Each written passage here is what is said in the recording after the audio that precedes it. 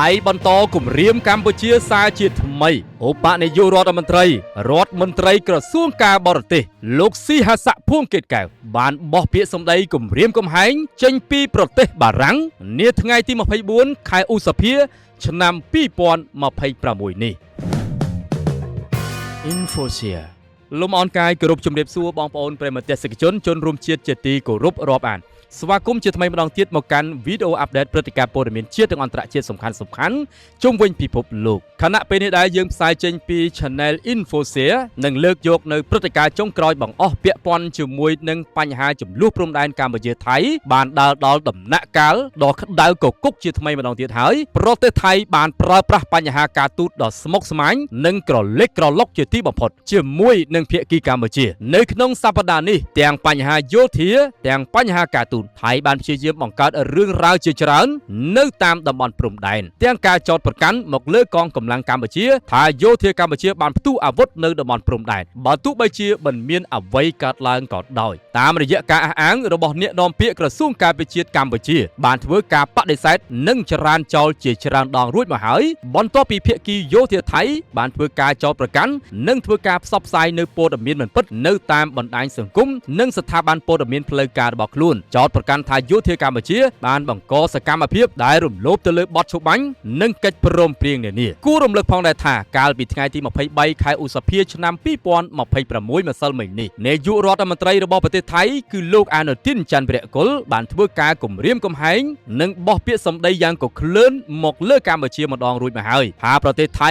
នឹងមិនប្រគល់ទឹកដីដែលពួកគេបានឈ្លានពានមកលើកម្ពុជានាពេលបច្ចុប្បន្នដែលខុសច្បាប់នេះមកឲ្យកម្ពុជាវិញជាដាច់ខាតបើទោះបីជាស្ថិតនៅក្នុងតម្លៃណាក៏ដោយសូម្បីតែពុនកំពូលដៃក៏មិនឲ្យរបេះចេញពីកណ្ដាប់ដៃរបស់យោធារបស់ពួកគេដែរហើយបានបន្ថែមទៀតថាប្រសិនបើកម្ពុជាចង់បានលុះត្រាតែកម្ពុជាត្រូវតែទទួលការចុះចាញ់ជាមួយនឹងប្រទេសថៃមួយទៀតពាក់ព័ន្ធជាមួយនឹងការបើកព្រំដែនថៃមិនព្រមបើកព្រំដែនជាមួយកម្ពុជាដាច់ខាតហើយក៏សូមបញ្ជាក់ផងដែរថាកម្ពុជាមិនដែលបិទព្រំដែនជាមួយថៃទេហើយកម្ពុជាក៏មិនស្នើឲ្យអ្នកឯងបើកដែរអ្នកឯងទេដែលជាអ្នកបិទដោយឯកតោភាគីនោះលើពីនេះមេដឹកនាំកម្ពុជារបស់ថៃរូបនេះក៏បានបន្ថែមចំណុចមួយទៀតពាក់ព័ន្ធជាមួយនឹងការសាងសង់របងព្រំដែនដែលលោកអនុทินបានអះអាងថាមិនបានធ្វើរបងព្រំដែន 3000 ទៅ 4000 គីឡូម៉ែត្រជាមួយនឹងកម្ពុជាទេប៉ុន្តែគេធ្វើតែរបងព្រំដែននៅចំណុចគោលដៅសំខាន់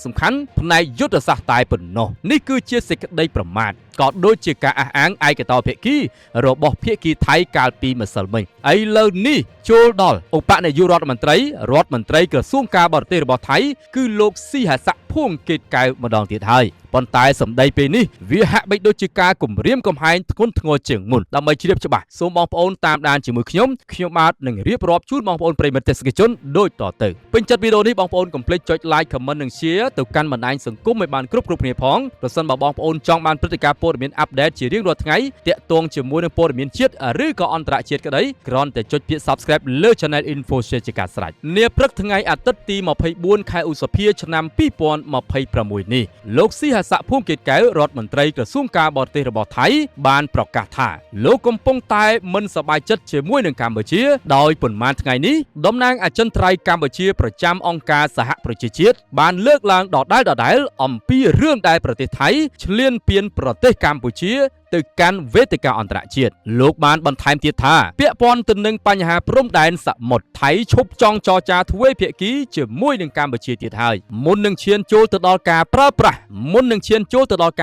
រួមគ្នានៅយន្តការនៃអនុសញ្ញា UNCLOS កម្ពុជាគួរតែងាកមករកការជជែកគ្នាជាមួយនឹងប្រទេសថៃជាមុនសិនត្រង់ចំណុចនេះខ្ញុំរំលឹកជូនបងប្អូនប្រិយមិត្តទេសនិកជនបន្តិចអស់រយៈពេលប្រមាណជា2សប្តាហ៍រួចមកហើយភាគីថៃបានអះអាងថាពួកគេធ្វើការសម្រេចចិត្តលុបចោលនៅកិច្ចព្រមព្រៀងដែនសមុទ្រ MOU លេខ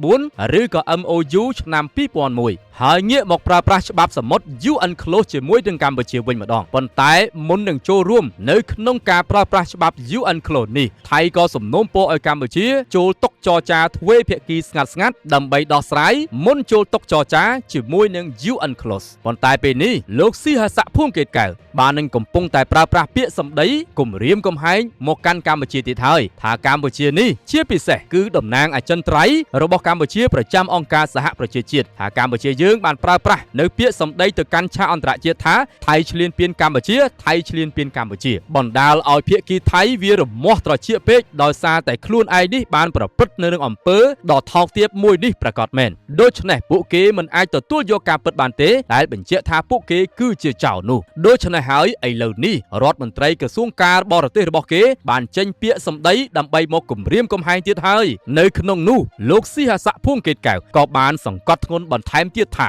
ប្រសិនបើកម្ពុជានៅតែមិនផ្លាស់ប្ដូរអិរិយាបថរបស់ខ្លួនទេអ្វីដែលធ្លាប់ជជែកគ្នាពីមុនថៃនឹងចាត់ទុកជាមោឃៈទាំងអស់ហើយកម្ពុជានឹងខាតបង់ប្រយោជន៍របស់ខ្លួនដោយថៃមិនមែនជាអ្នកខាតបង់ប្រយោជន៍នោះទេបងប្អូនប្រិយមិត្តទេសនិកជននេះគឺជាការអះអាងរបស់លោកស៊ីហាស័កភួងកេតកែវ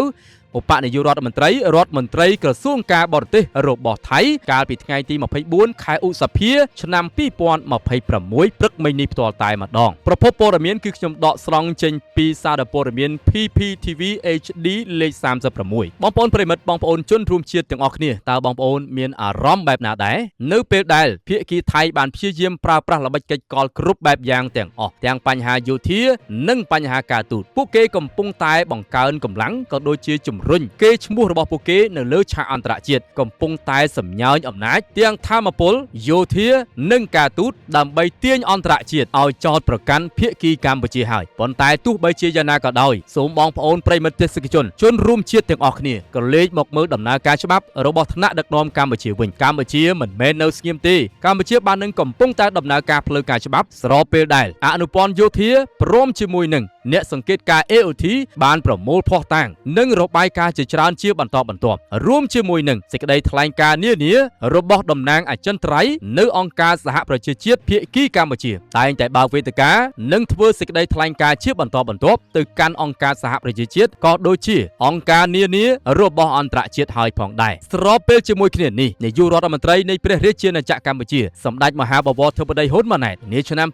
2027នេះតទៅយើងសង្កេតឃើញអំពីផែនការនៃការបង្កើនកញ្ចប់ថវិកាទៅលើប្រព័ន្ធការពារជាតិរបស់កម្ពុជាយើងសង្ឃឹមថាប្រទេសកម្ពុជានឹងទទួលបានយុត្តិធម៌ពិតប្រាកដចំណែកឯសមត្ថភាពរបស់យោធាកម្ពុជានឹងកាន់តែរឹងមាំកាន់តែខ្លាំងជាងមុនដើម្បីការពារដែនអធិបតេយ្យភាពរបស់ខ្លួនទាមទារឲ្យបាននៅដែនអធិបតេយ្យរបស់កម្ពុជាស្របច្បាប់ដោយព្រំដែនកម្ពុជាថៃមិនត្រូវបានកំណត់ដោយកម្លាំងយោធានោះទេបងប្អូនប្រិយមិត្តទេសនិកជនជាទីគោរពរាប់អានមកទល់ពេលនេះយើងមិនទាន់បានចម្លើយឆ្លើយតបពីភាគីកម្ពុជាទេយើងមានតែរងចាំមើលនៅលិខិតផ្លូវការណាមួយដែលពាក់ព័ន្ធជាមួយនឹងប្រតិកម្មរបស់លោកស៊ីហាស័កភួងកេតកែវរដ្ឋមន្ត្រីក្រសួងការបរទេសរបស់ថៃមួយរូបនេះអរគុណបងប្អូនដែលចំណាយពេលវេលាដ៏មានតម្លៃនៅក្នុងការតាមដានទស្សនាវីដេអូនេះតាំងពីដើមរហូតដល់ចប់សូមខន្តីអភ័យទោសរាល់កំហុសខុសឆ្គងដែលកើតឡើងដោយអចេតនាពេញចិត្តវីដេអូនេះបងប្អូនកុំភ្លេចចុច like comment និង share ទៅកាន់បណ្ដាញសង្គមឲ្យបានម្នាក់មួយចង់បានព្រឹត្តិការណ៍ព័ត៌មានអាប់ដេតជារៀងរាល់ថ្ងៃសូមកុំភ្លេចចុចពាក្យ subscribe លើ Channel Infosia ជាការស្រេចសូមអរគុណសូមជម្រាបលាInfosia